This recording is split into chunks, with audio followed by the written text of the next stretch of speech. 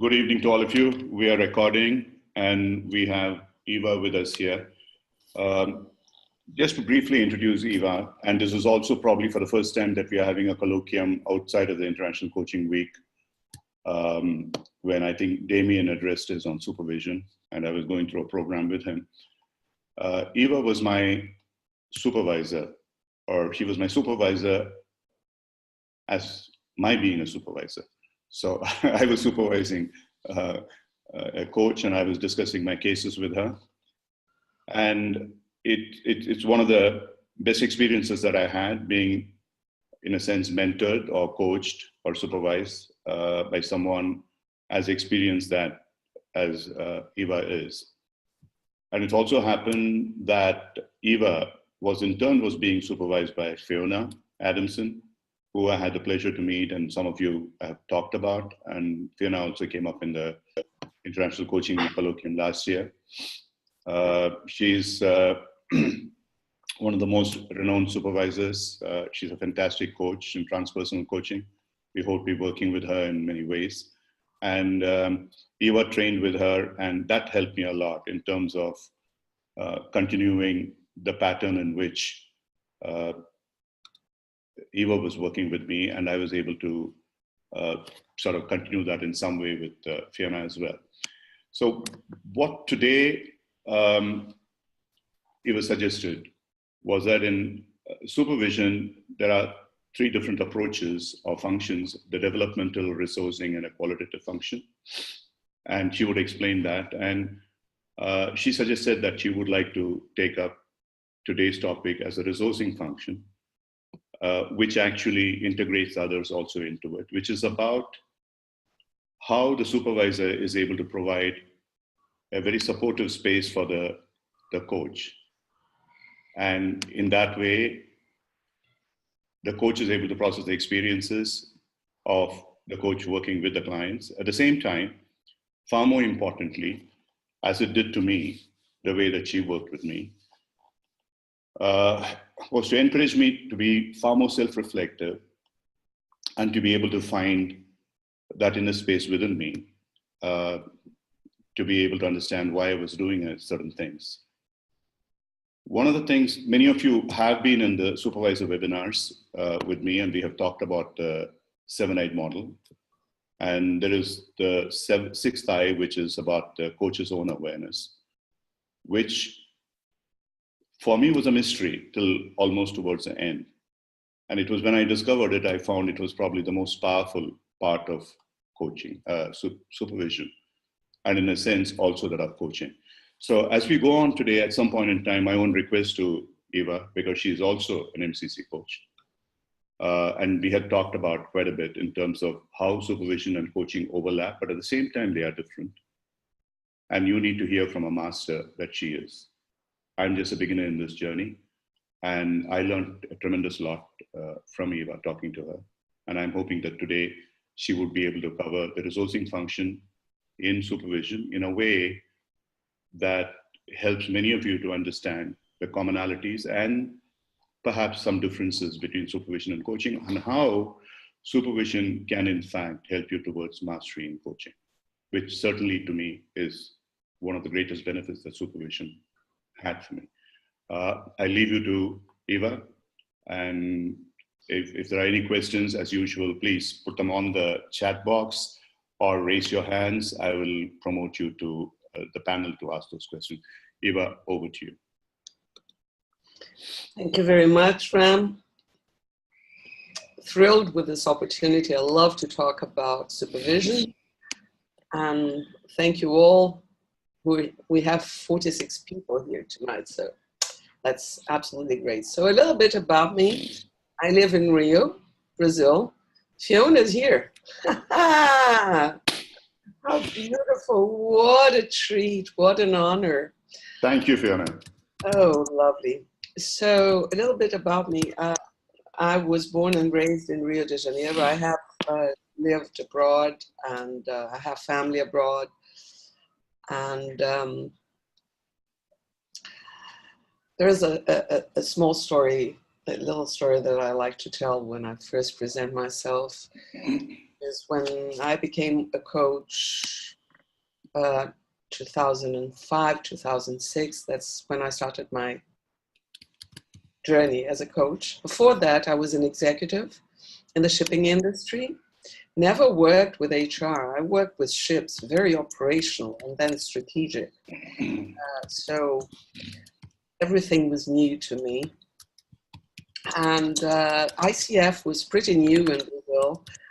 And one day they asked me to make a webinar, to present a webinar. I think there were 30 coaches in ICF at that time in Brazil.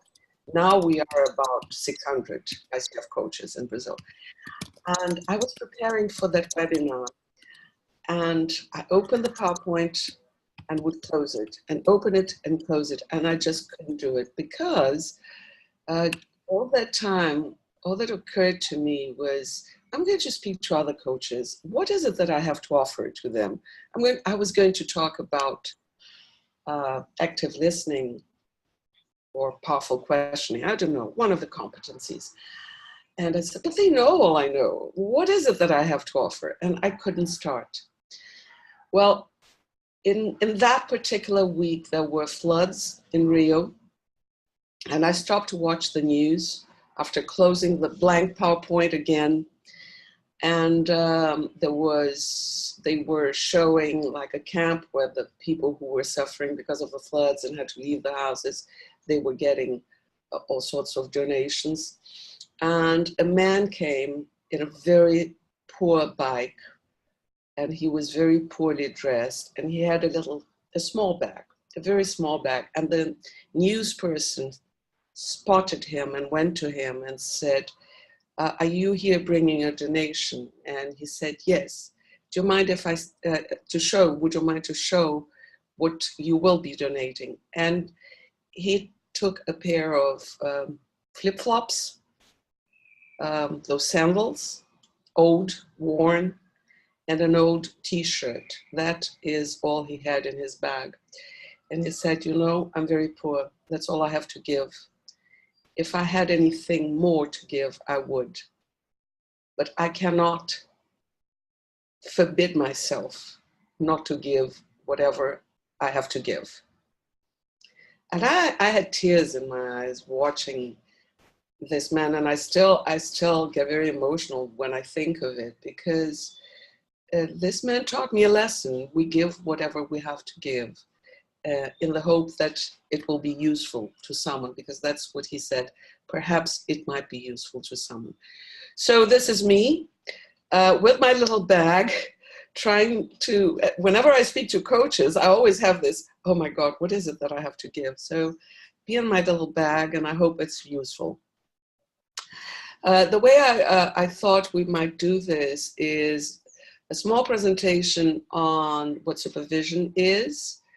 And because I spoke to Ram before, and I understand many of you are already familiar with some concepts of supervision and the seven-eyed model, and others are not so familiar. So perhaps we might start from everybody on the same page. And then what I will propose is I bring a case that will show us how important the resourcing function is, as well as the other two functions, but why it is my opinion, and that is just my opinion, that the resourcing function is even more important than the other functions. Or let me put it differently. It is the resourcing function that enables the other two functions. And we will come to it. And of course, having Fiona here, I've been working with Fiona regularly as my supervisor since 2012. And whatever is in my little bag was very much shaped by what I learned with and from Fiona.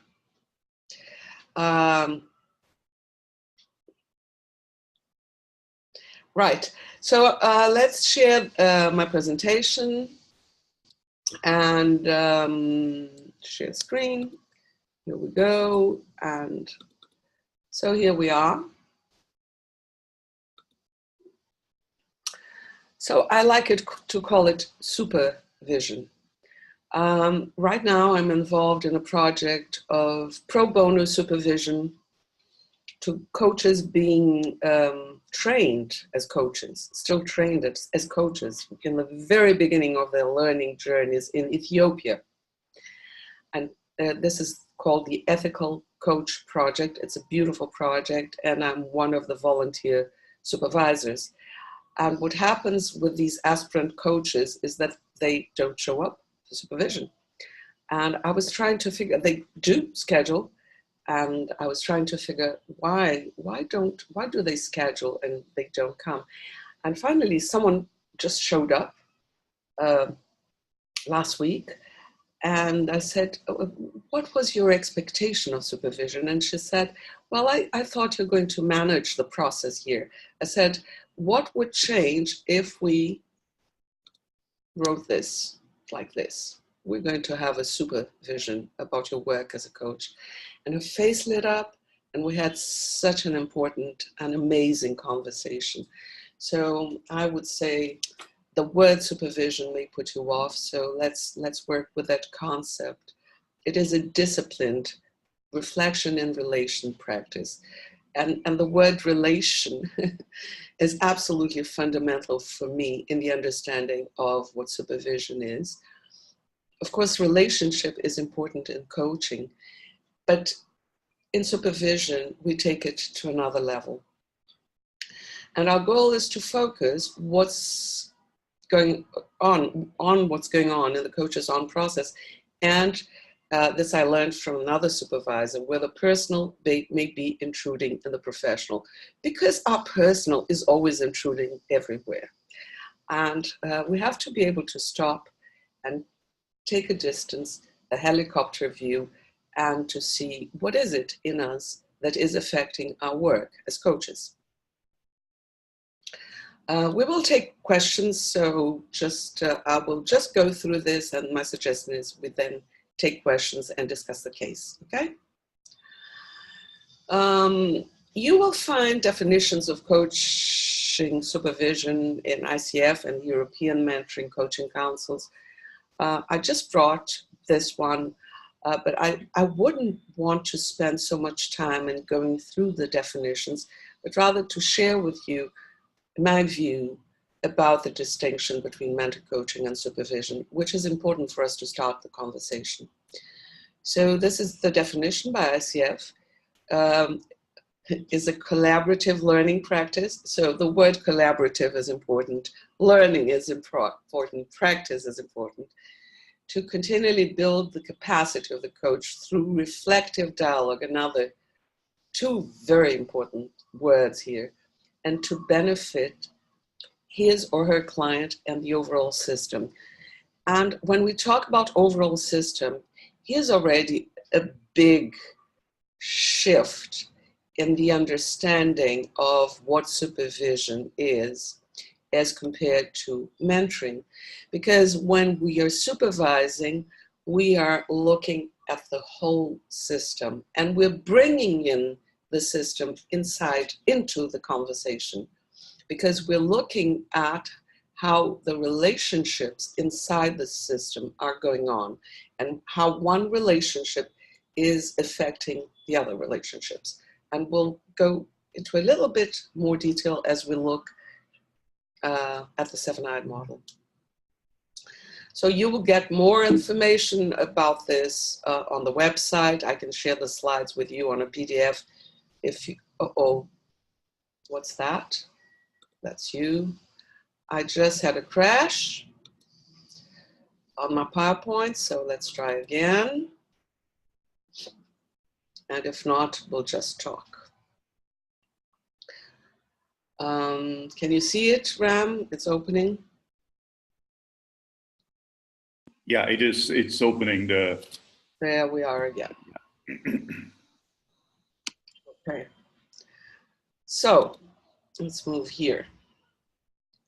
Oh, I know what's happening. The Microsoft Auto Update decided to shift something here. So some typical cases that we have in supervision is, perhaps I'm being too critical of myself. Perhaps I'm being too critical of the client, this is quite common. And this is not something you would see in mental coaching, or I feel stuck working with a client. You might see in a mental coaching scenario. And what is the difference? In the mental coaching scenario, you're working to help a coach develop his expression of the coaching competencies. So very much focused on what he's doing or she is doing and how she's able to express her knowledge into the way she does. So the word to do here is important, and the expression of the competencies. So we're focusing on the competencies, and as mental coaches, we, as you know, typically work with recordings so we can give feedback to the coach on where his strengths are around the competencies and some suggestions for development. With supervision, we don't listen to recordings usually, unless we're mentor supervising a supervisor in training, which was my work with RAM. So I have worked with Fiona now for 6 years consistently. Fiona has never heard any recording of mine so far. We might do that one day for fun because we like to experiment. So this is something that you wouldn't hear in a mental coaching conversation. This is a pattern that a coach may find out about himself or herself, that there are some behaviors that, or patterns of behaviors that he's beginning to notice in himself or herself when he's working with certain kinds of clients. Teenagers. I recently had a supervisee who, for some reason,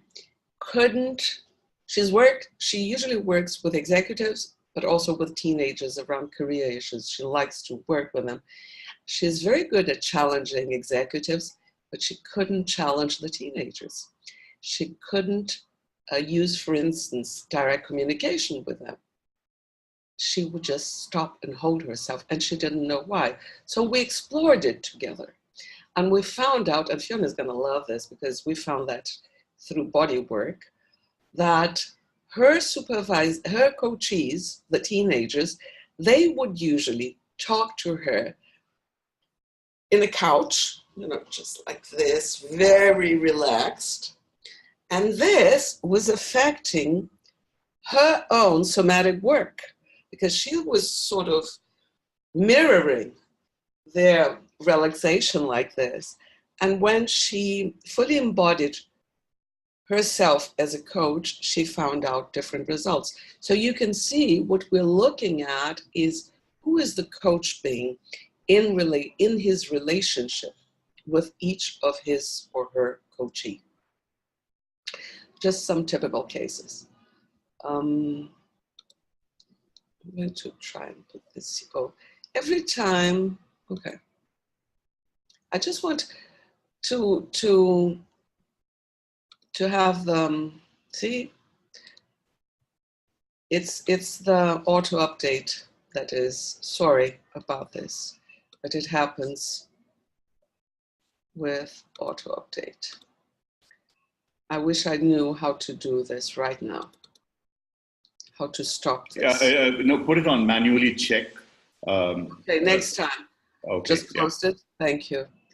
Let's just jump to one more slide, and then if it shuts down, we can just we won't need the slides anymore. So this is the Coaching Supervision Academy logo or motto or lemma. I don't know what to call it in English, but who you are is how you coach, and we're looking at that during supervision. And usually we have this persona of successful coaches and very professional, but we all have this human being behind the persona, or the several persona we have. So we are supervising the human being behind the mask. And I'll talk a little bit more about that. So quickly, the 7-eyed model. So we have a system, and let's think, of course, we could have group supervision, but we're talking about individual supervision here. So these are 3 important elements: the client, the coach, and the supervisor. And we will look at what is happening in those conversations and relationships from different angles. That's why we call it the 7-eyed. Peter Hawkins and Nick Smith call it the 7-eyed model. So the first eye is, who is the client and what is he bringing to the coaching conversation in his relationship with the coach? What's his issue? What are his goals? This is not too different from mental coaching. And the second eye is, what are the interventions? How is the coach working with the client? What was the agreement? What models did he use? Any assessments, any 360s? So what kinds of questions? So this is business as usual for us. And then we start expanding, and that's where supervision is totally different. What is the relationship between the coach and the client? And we use metaphors, for instance. If it was a dance, what would it look like? And we can use different metaphors, like if you were both lost in an island after a shipwreck, what would the roles be like? So we can play with it. Or we can talk about the relationship, embodying what the relationship looks like, which is what I did with the supervisee I just told you about, who was sort of relaxing with her, was engaging in a more relaxed conversation with her teenager clients. And then we will look at what is the coach's experience. What emotions are there? What are his thoughts? How does that impact his somatic reaction? Whatever he's experiencing for being in that relationship. And then we'll look at the relationship between the coach and the supervisor. And this is where everything happens in supervision. It is in the mutuality of learning that we explore everything. And this is a place for extreme vulnerability, much more vulnerability than in coaching. I usually say we have to get naked to go into this space. Naked of our fears of being found out, of being judged, of the desire of wanting to look good. We just have to be completely ourselves in that relationship. And then there is the supervisor's experience. What does the supervisor experience in the here and now of the relationship with a coach? And how does this serve as information to try and understand what's happening in the whole system, in the wider system, in the context, or in the field, whatever word you may use, or energetic field. So the supervisor will use himself, herself, and usually it happens through intuition, somatic reaction, images that come to your mind and you don't know why. And you just reflect that back to the coach and explore together what might be happening in the whole context. So for instance, the supervisor might feel, I don't know, until the coach. Somehow I have the feeling right now that you're expecting me to give you an answer. And I keep on wanting to give you an answer and say, no, he's expecting me to. Is there any possibility, can we look at that together? Any possibility this is what's happening between your client and yourself? And then usually 90% of the time, yes. And then usually what's happening is that the client, the coachee, is also feeling himself or herself in a position where the context, the organization, is expecting him to come up with answers he cannot provide. So we look at that to explore in a very tentative way, very careful, just as information, and it's absolutely fascinating what is revealed there. And as I said before, the system is important. So in the definition we brought from ICF, it is to the benefit of the context, of the system. And we have Peter Hawkins here. Peter Hawkins, I've listened to a few of his presentations and webinars in supervision networks we belong to. And he says, we have to learn to create the we Q. It's time to move from the IQ to the we Q, collaborative intelligence. And that means extending the empathy to the whole system. And I find this brilliant because it's quite common that we may listen to a story from a coachee if we are not paying attention to that. And we say, oh, that's a toxic organization. And we build our empathy with whatever problem the coachee or the client, the coaching client, the coachee is going through. And then he becomes the victim and the whole system is a problem. Now we have to learn and extend our empathy to the whole system. And when we do that, and it's not easy, but when we do that, for instance, by bringing the system into an empty chair, we may try a Gestalt exercise. I've done that sometimes. If the system were here, what would the system be telling us? What would the system require from us? And it opens up a whole new conversation. So this is something I'd love to leave with you, this empathetic view to the whole system, because we're all there trying to make it better. So finally, I'll try to move the slide. If it doesn't, we don't need it anymore. But here's the resourcing function of supervision. I usually bring this image when I talk about supervision because that's my experience of supervision.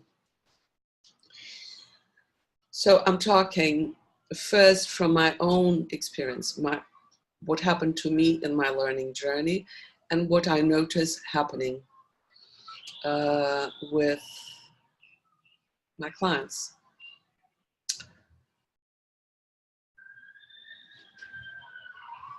There's a lot of shame and guilt and not knowing where to go when you come to supervision. And to be able to hold this space, to nurture the coach. We are people who listen to other people. And in our lives, not necessarily we're listened to with the depth and quality that we extend to other people. So to come to this place where someone is listening to us and really not judging us and helping us to see whatever we need to see to open up our vision and understanding of the whole system and the relationships in there.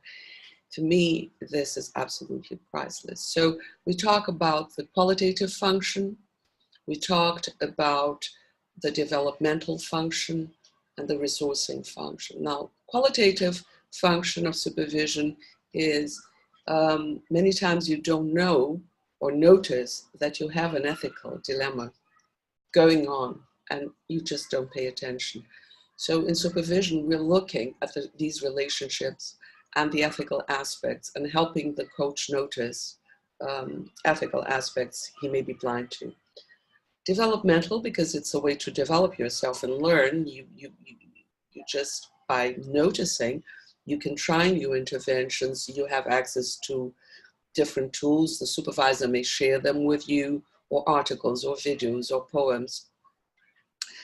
Any tools that we might share with coachees. So it's a growing journey. You get better and better. And so much so that ICF will give you 10 continuing education unit CCUs for your credential. For every 3 years, you can use up to 10 hours of supervision as CCU credits. So it is developmental. But for me, as I said, the resourcing is more important. And Peter Hawkins separates the word. He says resourcing. So you can connect to your source. Instead of working from effort, you can be from source. And when you're being, not working, we don't use the expression to work from source, but coming from source, being from source, then you can bring a different energy, and you're not draining yourself, and the whole world gets a totally different meaning. So for me, if the capacity to resource yourself, to be in a relationship that is nurturing, not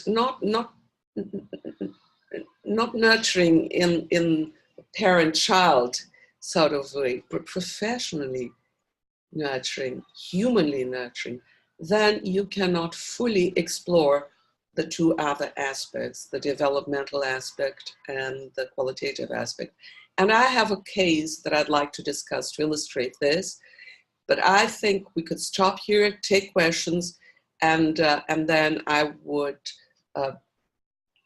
share the case, because I think this case completely illustrates what I'm trying to bring. So is it okay to do that?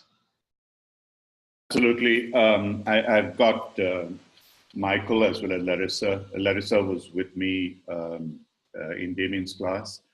So, I mean, there are people who know about supervision. Michael is doing supervision. And of course, the Master of Masters is out here. I'll ask them, I'll let them ask the question. But at some point in time, what I really would like you to do, if you can, Eva, is to address the issue of the somatic aspect in terms of I6, because that is where really I found, you brought me there in terms of trying to help me, because that was my block. I just couldn't, all my training with ICF competencies on MCC level was about the coach not offering anything, because that might be a suggestion, it could be an advice, and I conveniently overlooked that aspect of the intuition being shared, which ICF competencies allow. So that was something that helped me tremendously. And within that, one of the things that I found was to be able to feel it in the body and to be able to express it is far more powerful. And I still remember, and I was talking to some people earlier today, in the ICF, the colloquium that we had, Fiona took a session. In 2 minutes, she changed the state of a person by asking her, that person, maybe she is here today. She asked her, Shanaz is here. Shanaz very much here today. She can share her experience perhaps later. And she was sort of holding her hands together or something like this. And Fiona just made an observation about that. And that led to great clarity for Shanaz at that point in time. I still remember that, extraordinarily powerful. It was worth maybe an hour of coaching, just those few minutes that happened. I'll leave it at that. At this point in time, I'll promote Shanaz also to the panel. Michael, Larissa, any questions? And Fiona, any comments?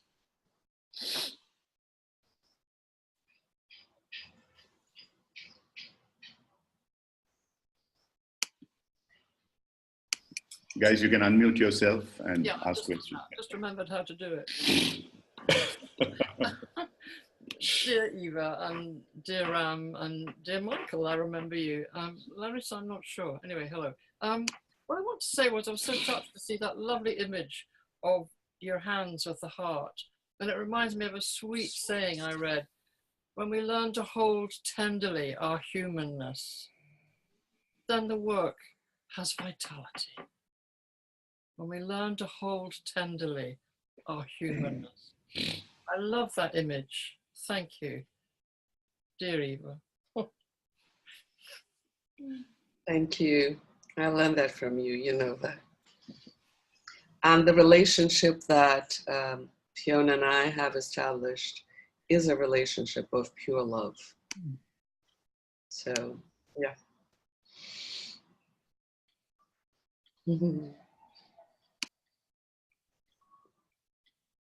So maybe my question is for all of us is, how can release the love that's in us all to flow in our work? Because we all have that possibility. And we know, Eva, you and I, that we've developed that capacity over some years as we've got to know each other and take our masks off. But it's quite a challenge to take the mask off, isn't it? And so I think one of the tasks of supervision is to say, should we see what's behind? Are you ready to look behind? Because we've all got a mask, and sometimes we need them, but not always. Yeah, exactly. And I think that starts to address Ram's question is, we as supervisors need to take our masks off first, and it's not easy. Yes. Enable the client to take his or hers, and that requires that we really get in touch with who we are and who we're being, and that includes the somatic work, and we put it all there for the client. So I will. So let me share. Larissa knows this story. I have told that story in the Congress. I was being trained as a supervisor in the UK. I had just started to work with Fiona. I think we had our third or fourth session together. It was a one-year training. And I came back from one of the modules, and we had a call, and I was in tears. And I said, Fiona, I did horrible things in that module. I was rude, and I'm so ashamed. I reacted to one of the faculty members in a way that I don't approve of. And, you know, and I was crying, and I was saying, I cannot be a supervisor. How can someone who behaves like this be a supervisor, not even a coach? I don't think I'm fit to work. So that's because I had already developed some level of trust, not the one I have today, of course, because this is much deeper. But at that point, I trusted enough to tell her so. And the way Fiona helped me was, okay, so I said something like, I'm going to be polite. This is not exactly what I said. What I said is, I'm so messed up. I've been in therapy for many years, and it doesn't, and I still do these things. How can it be a coach? But I did use rougher language. And Fiona took off her mask, and she replied in the same language. So again, I'm going to adapt it. And she said, you know what? I'm messed up too. Welcome to humanity. And from tears, I started to laugh. Because of the fact that Fiona said that word that she would normally not say, we could then laugh together. I went from great shame to so much trust and love. And what I felt then was that Fiona had carried me in her arms from a place of guilt and shame to a place of love and trust. And this, for me, is a landmark in my professional learning journey, in my learning journey as a human being. And I learned it in relationship with Fiona. And she did it very spontaneously. And she still laughs when I say it was a horrible word. So that's, I think that's what is required, yes.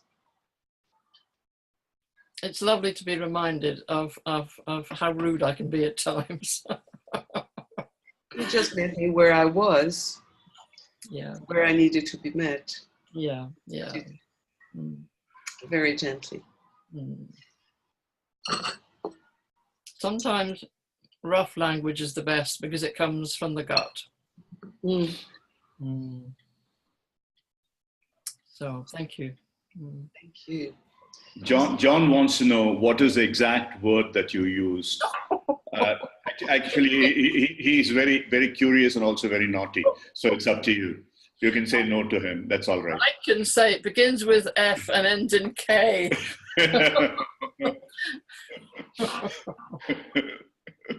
Okay. Exactly. That's it. Larissa has had good laughs about this. There's a question here which you might like to look at, Eva.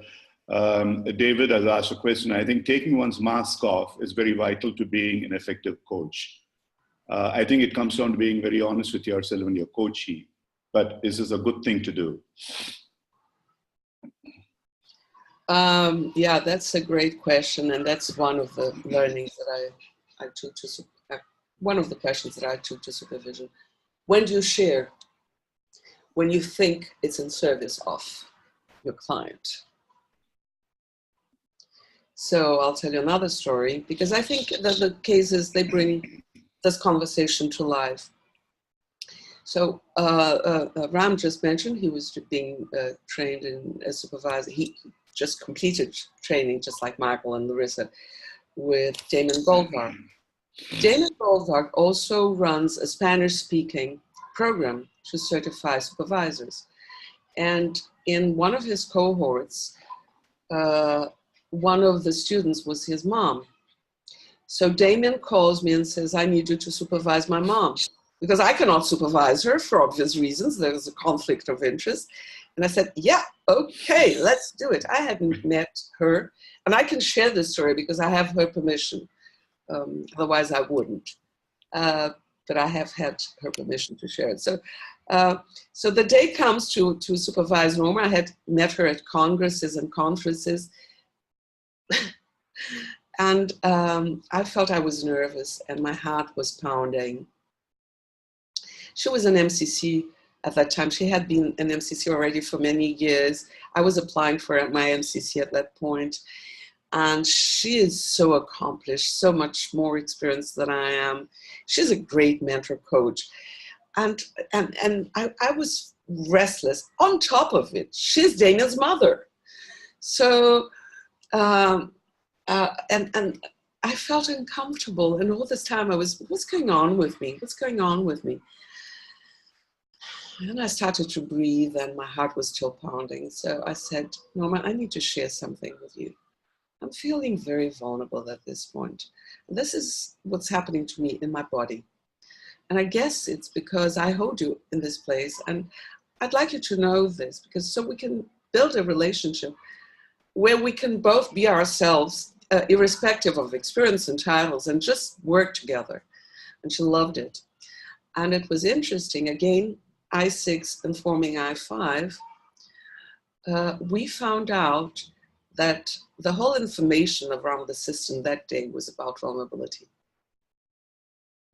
The coach was finding it very hard to be vulnerable with the coachee, and the coachee could not be vulnerable, so on.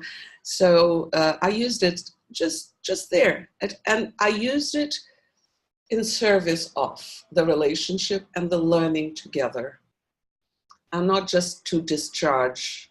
I don't know if that helps.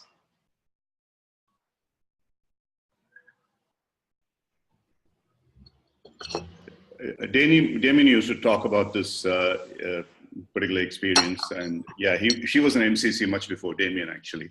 So even the question, one of the things nobody has asked from India, one of the things that I found when I was going through the training and I was getting familiar with supervision was that Indians as a rule, perhaps Asians as well, have a serious problem in being in having direct communication in their coaching. Like you said about the lady with teenagers and so on, here it is pretty normal with anybody, perhaps because culturally we work on the basis that you should be, I mean, you cannot be challenging, or you cannot be rude, or you could be respectful, whatever that could be. To what extent does it affect the effectiveness of supervision? Direct communication. Yeah.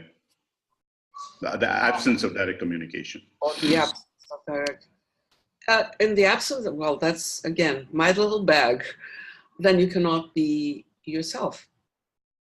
You're holding information that might be useful. It's very tentative, as I said. You're careful, but you use it. You use it. I've seen Fiona in a demo supervising a coach who was being judgmental. And he said, no, I don't want to judge. And Fiona very kindly said, but you were, in this case, weren't you? Just in her own way of doing it. So I think this is a competency that, of course, it's, in Brazil, it's the same. We're very relational in Brazil. Of course, cultural will affect the relationship, but still, if it's the whole package. And then I think this has to be contracted right from the beginning. I take a lot of time in contracting. And I talk about cultural differences. I supervise people now from many parts of the world. And I say it might be culturally sensitive, but we may need to agree on this so we can be open about it for your own benefit and that of the system and your clients. Thanks, Eva. There is a question from Elaine. Had a situation where the coach was resistant to supervision. Lots of defenses. Being compassionate was helpful. Tough coach to work with. It was exhausting experience. Any other suggestions? Thanks. Oh, Elaine. So I will quote Peter Hawkins. We feel exhausted. We're doing work. We're coming from effort, not from source. So what would resource you?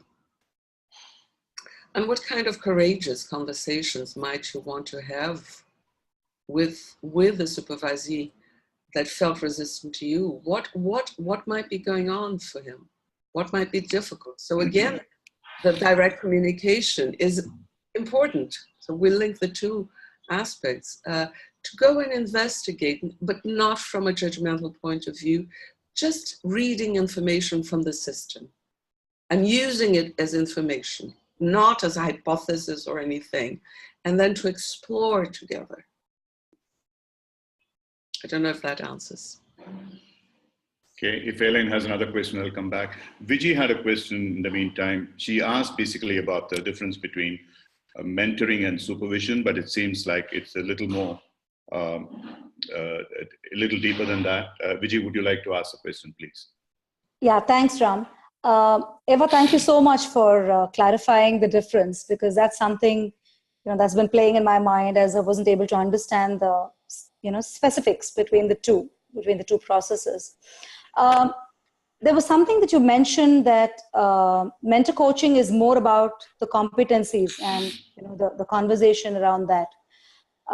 And for the supervision bit of it, you had mentioned 3 or 4 typical scenarios that a coach may come in with. The first one, for example, spoke about am I being too critical of myself or something like that. Yes. Now, while the question itself may have seemingly nothing to do with competencies, the dialogue and the conversation could take us back into the core competency framework. So how do we then keep it in the supervision part and not the mentor coaching? Oh, that's a great question. Thank you. So remember, one of the I's is I too. And we look at the interventions. And there we're looking at competencies. Well, we're looking at what the coach is doing. So there is a little bit of mentor coaching and supervision, if you will. But the purpose is not to enhance the competencies, just the competencies. The purpose is to have a bigger picture and to see who you are being in that relationship and what are the relationships between themselves. How does that affect your work? What might you try to do or be differently? Or who might you want to be differently? I don't know if that answers. And there's something else that I'd like to add to that, because it also links to Ram's initial questions. So I talked about the doing, and that is true for mentor coaching for ACC level and PCC level. But when we talk about mentor coaching for MCC level, it's already about the being, because it's all about the being. So the boundaries get a little bit more blurred. Yeah. Thank you so much, Eva. That is a beautiful response, because I think I was more coming in from my experience with mastery training, where Ram was my mentor coach. Yeah. And, so I after that program, the difference between doing and being completely has blurred. Mm-hmm. And it's really in that state of being where I come from. But I really liked what you said about, the goal of supervision is not, competencies, while competencies could be a part of it. So, exactly. Would I be right in then summarizing, saying, supervision is this much broader thing amongst which the focus on competencies is a subset, could be a subset? Absolutely, absolutely. The competencies are an important subset, but they are not the focus. Thank you. So there is an overlap. That's why it's confusing. Of course, there's an overlap, and we're talking in a didactic way. But of course, then we have a bigger system, which is who is the coach? What's his level of mastery? And then, of course, we have to adapt it. But for beginner coaches or still beginning PCC level, it's a totally different game. It's a totally different conversation, not a game. I don't like that word. Let me rephrase it. Yeah. Thanks so much. You're welcome. We have a little over 5 minutes. In the meantime, Michael, Larissa, Shanaz, if any of you have any questions, or if there is anybody else who would like to come on the panel and ask questions. Oh, I still have something in my little bag that I'd like to share. Okay. Which is the case that I thought of, and then you can jump in with questions about that or anything else later. But I think that's the case that explains why, from my point of view, resourcing is fundamental for the other two functions to be fully explored. So Mary is a coach in a company for working as a coach, hired for a company who's the sponsor of development program for high potentials. And Mary has worked already with several high potentials, beautiful work, and now she's working with John, a new high potential. And she's had 5 sessions with John, 7 more to go. HR calls her and says,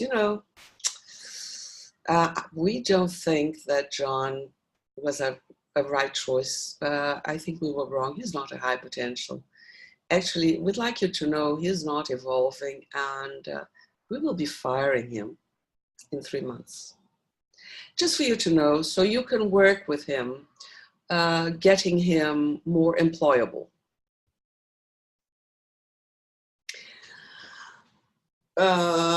This is a case that sort of encapsulates 5 or 6 different versions of this situation that I have had coachees bring into supervision. Different details, but that's the main idea. So there is an ethical aspect here, of course, or several ethical aspects here, and that's the qualitative function that we would look into. What is HR asking her to do? HR is creating an agenda. HR is bringing information about that she cannot share with a client. So there's a problem here. Then there's the developmental part for her. How does she react? How should she have reacted? Because she didn't say a thing. She froze. But mainly, think of how Mary feels when she comes to supervision with that case. She did not react. She just heard that and knows it was wrong, but didn't do a thing. And now she comes to supervision and says, what do I do? So think of the person, or the professional, but the emotional part of this, of what's going on with Mary at that point. So if Mary is not fully resourced,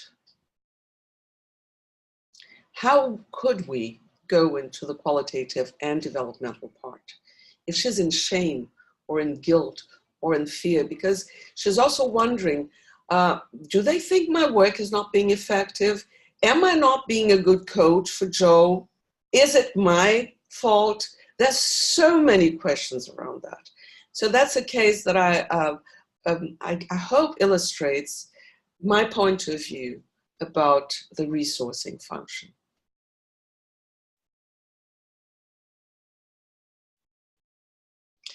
So Ram, back to you. Thank you. It's a kind of, yeah, amazing, though it was very, very short. Yeah, that can take a full 1 hour to talk about. Fiona, any last words before we close? Right, online again. Thank you so much. Heartwarming session, always, as ever, just to have dialogue. It's wonderful. Thank you. Thank you. It was amazing, Eva. Thank you very, very much. I just want to share one thing with you, Fiona.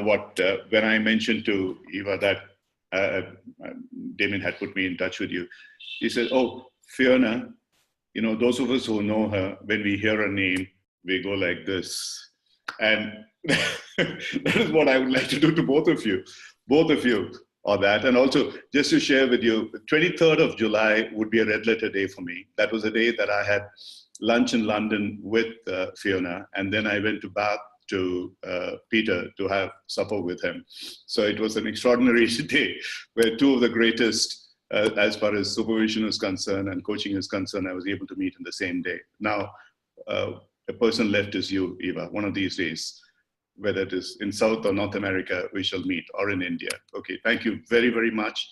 And I thank all of you who've been with us, both on the panel and in the audience. Thank you very, very much. Please, in future, if you really want to participate in the panel, just let me know. Put your hands up. There is a system for that, and you will be there. Once again, thank you all. It's good night in India. Good day to you wherever you are. All the best. See you. Thank you very much. Thank you, Ram. Lots of love to everyone. Bye. Bye. Take care.